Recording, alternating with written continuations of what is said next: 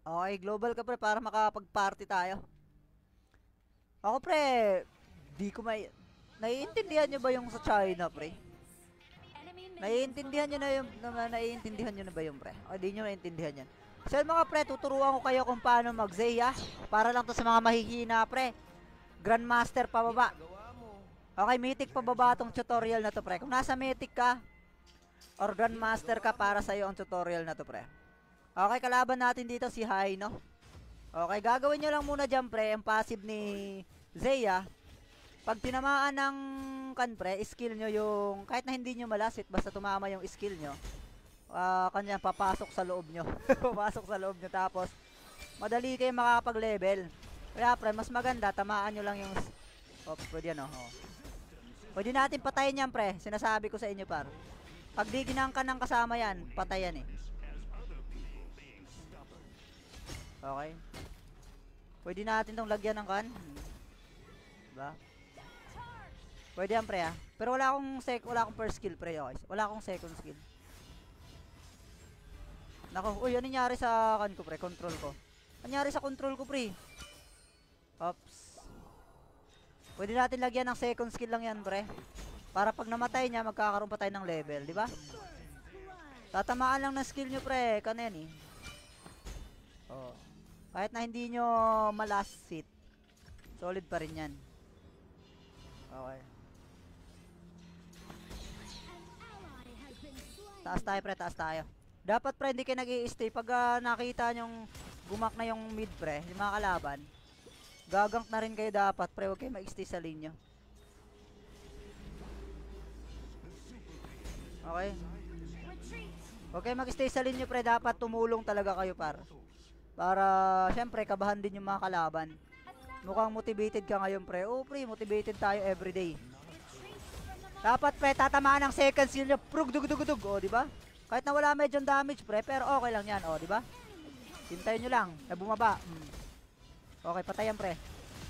Ganun lang ka-basic pre, mag-Zeya. Dapat hindi kayo passive sa mid. Ikot kayo ng ikot pre kung kaya. Bigyan nyo ng pressure din yung mga lane pre. Okay, tandaan nyo, yan yung trabaho ng mid par. Tapos, tandaan nyo yung trabaho ng mid. Dapat wag nyo niwawala yan sa utak nyo pre. Wag na kayong umuwi pre kung kaya naman.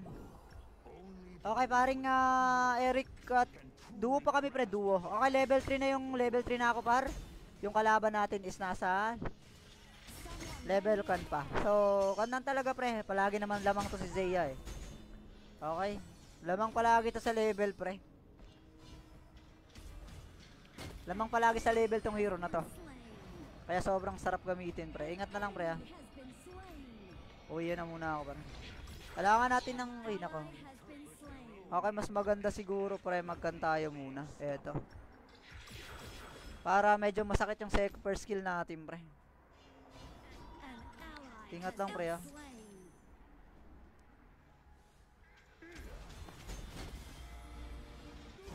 Okay. Pero sinaktan lang natin pre. Masakit kasi pag tinamaan to ng... Okay. Patay to pre. Wala nang ulti yan, di ba?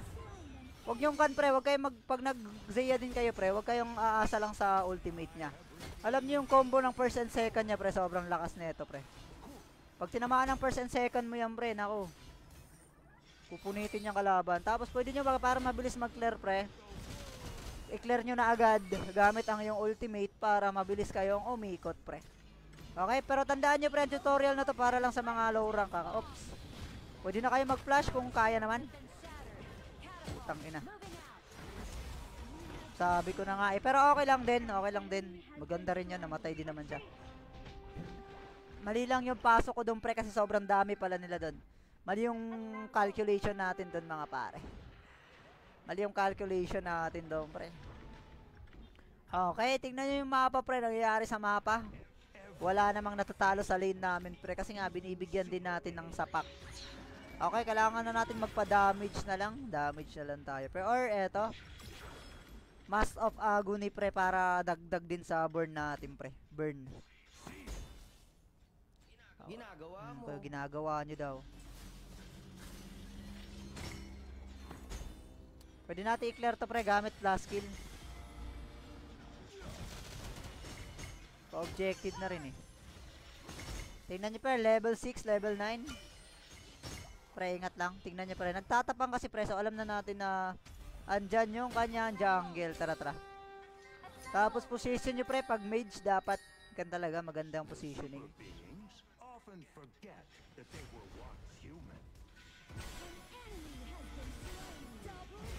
Okay, mali. Dapat din ako nag-ulti doon. Dapat lumapit na ako doon pre, naglakad na lang ako. Yun yung mali. Tingnan nyo naman buhay ng kalaban pre, pag tinamaan ng second and bug. Nako, di pa tinamaan. Dapat binitawan ko na lang agad pre. Boom. Sabi ko sa inyo pre, di ba? Mga ganong pangyayari pre, dapat inulti ko na yun eh. Dapat inulti ko na rin yung pre. Tara, tara, tara. Baka masipa tayo pre, kailangan natin mag-ingat pre. Paring Kyle, shoutout pre, magandang gabi par. Ayaw nyo mag-objective pre.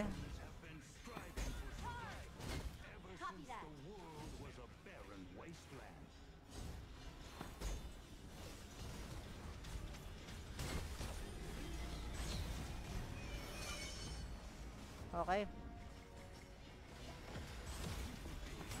Okay, tingnan nyo lang pre, tingnan nyo lang pre.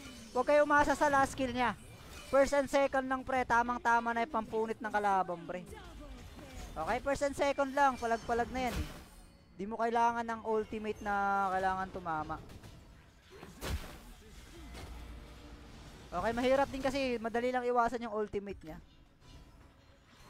Kaya dapat mo rin itama yung second skill niya pre para makapag-combo ka ng kan pre. Base ka lang. Okay, base sa aking review, yung Zia slow item hindi effective sa kanya, Lods. Pero goods na rin naman pre, kasi yung first skill niya kasi par. Yung first skill niya kasi pre, napaka-solid din eh. Lalo na pag may slow yan pre. Kaya mas good sa akin yung slow pre. Para sa akin lang din naman ba. Okay, medyo tumatapang yung mga kasama ko. Ang gagawin natin dito pre, itatama lang yung last skill. Sabog.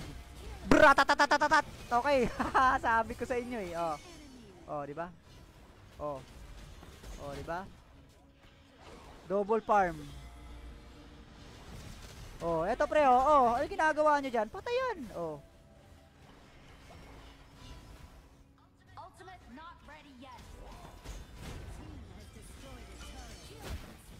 Tingnan niyo nangyayari pre ah. Bigay na natin sa kasama yung nakuha na natin na kan pre. Tandaan niyo lang pre, Zaya. Masakit yung first and second niya pre. Oh, di ba? Back tayo pre. Second first ulit. Di ba ganun lang ka basic, ulti, advance. Okay, di nyo kailangan mag-kan pre ng last kill. Second first lang, palag na. Nako, mukhang nag-FPS drop tayo. Okay, di ba? Okay, napaka-solid yan pre. Solid yan. Solid yung Zaya pre. Pag marunong ka gumamit talaga. Sasalubungin ka talaga ng kaneto eh.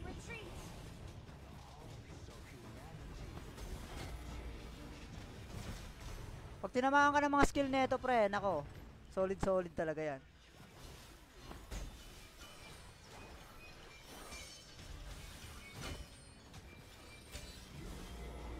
Trutututututut. Okay, tingnan nyo naman pre.